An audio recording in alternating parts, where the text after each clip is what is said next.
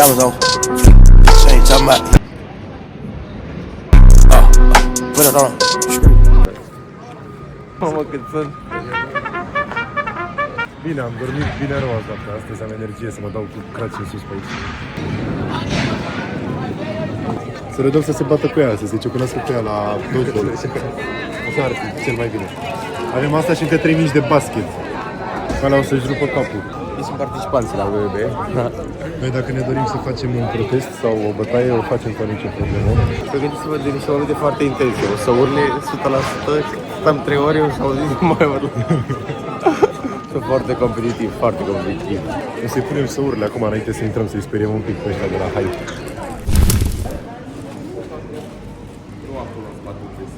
Adică de acolo o să plece pe scara aia și ajunge imediat. Haide că v-am prins și aici. Ei sunt jurații noștri. L-avem pe Claudiu, care nu știm cum s-a trezit în dimineața asta, dar s-a trezit. Avem pe lui Claudiu, pe Luiza, așa. Avem pe Călin. Salut, Călin. Fă cu mâna la cameră, nu știu.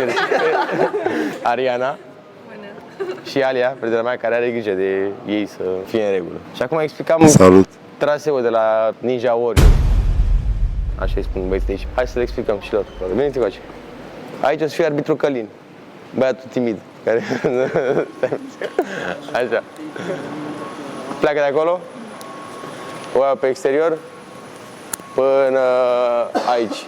De aici pleacă al doilea, că m-am gândit să facem ștafetă. Da? O ia așa pe scara aia, vine aici, ia pe bărna asta, saci de box, ajunge acolo e al treilea. Pe treptele alea, pe peretele ăla cu roți, după tot așa pe exterior până la pietrele alea acolo și după pe exterior până la început. Cam asta e proba de Ninja Warrior. De aici, bam. Pe exterior, frate, așa? Al treilea unde e? Al treilea e aici. Aici? Va trebui să le explici tu. Ce, la copii? Da, pe unde trece. În partea aia avem nevoie de un scorer și de un arbitru. Adică arbitru trebuie să fie atent când cade unul și țipă 2 puncte ăla, 3 puncte ăla. La cel de probe trebuie să fie un arbitru și unul care pune punctele pe foaie. Adică trebuie să fie 2 pe o probă. Avem și 100. N-ai și 100? Ne descălțăm, da? Da. Da. Și cum se intră aici? Punem mai acolo?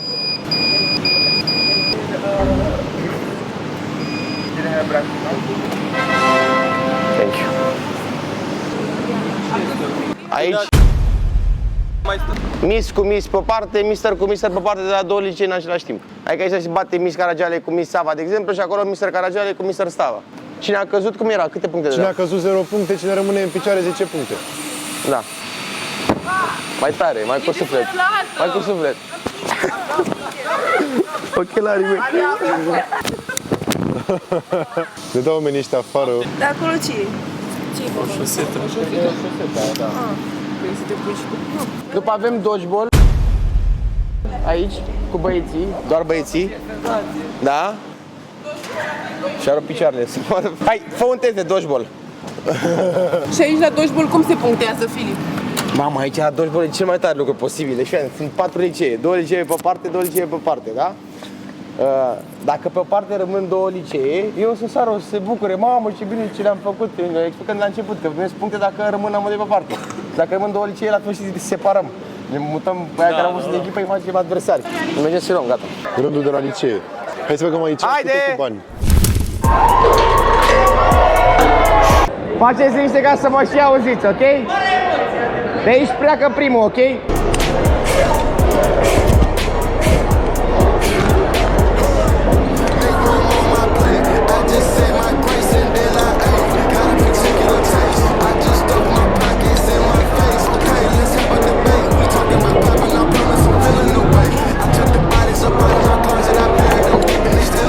De aici pleacă al doilea, ok?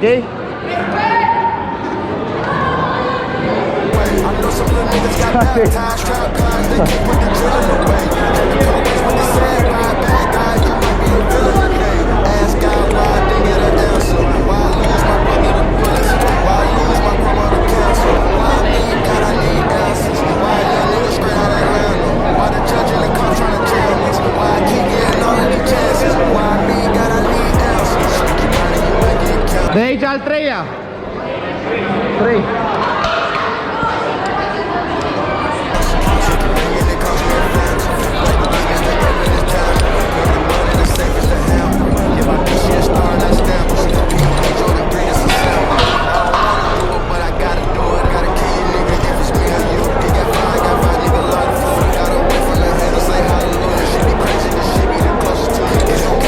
De aici 4. Al 4-lea, da?